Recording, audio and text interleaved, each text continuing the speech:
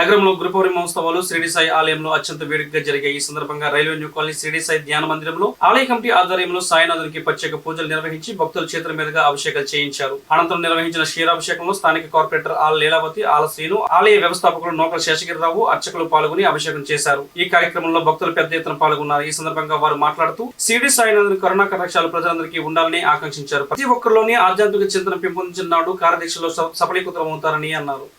ఓం శ్రీ సాయినాథాయ నమః. శ్రీ షిరిడి సాయిబాబా ధ్యాన మందిరం, రైల్వే న్యూ కాలనీ, విశాఖపట్నం అండి.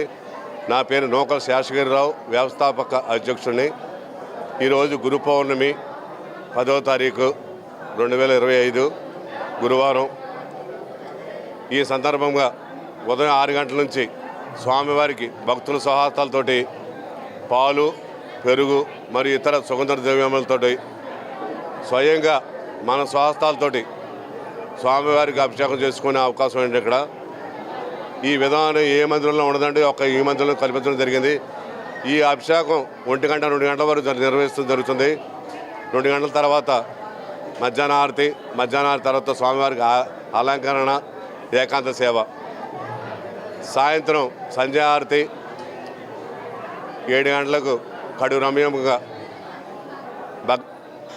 మేళతాళాలతోటి పల్లకీ మహోత్సవం నిర్వహించబడుతుంది. ఈ పల్లకీ మహోత్సవంలో మహిళా భక్తులు మరియు ఇతరులు అందరూ కూడా పాల్గొని జయప్రదం చేస్తుందిగా కోరుతున్నాం. అలాగే సూర్యోదయం నుండి సూర్యాస్తం వరకు బాబావారి భజన నిర్వహించబడుతుంది.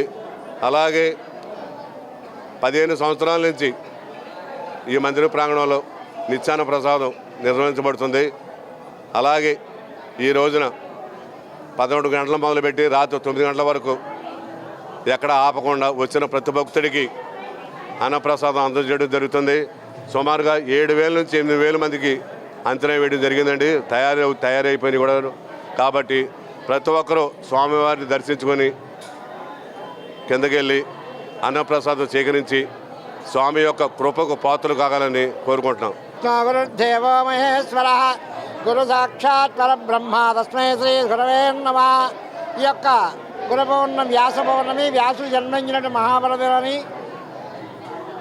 గురుదేవులు చెప్తున్నారు. కావున ఈ గురు పౌర్ణమి రోజున గురువే బ్రహ్మగా, గురువే విష్ణువుగా, గురువే రుద్రుడిగా, సర్వదేవతాసురుడుగా గురువును ప్రార్థించి ఈ గురు పౌర్ణమి రోజున గురువును ప్రార్థించడం, అర్చించడం, ఆరాధించడం సనాతనంగా వస్తున్న సాంప్రదాయం. కాబట్టి ప్రతి భక్తుడు కూడా గురు కృపా కటాక్షాలు పాత్ర కావాల్సిందిగా కోరుచున్నాం.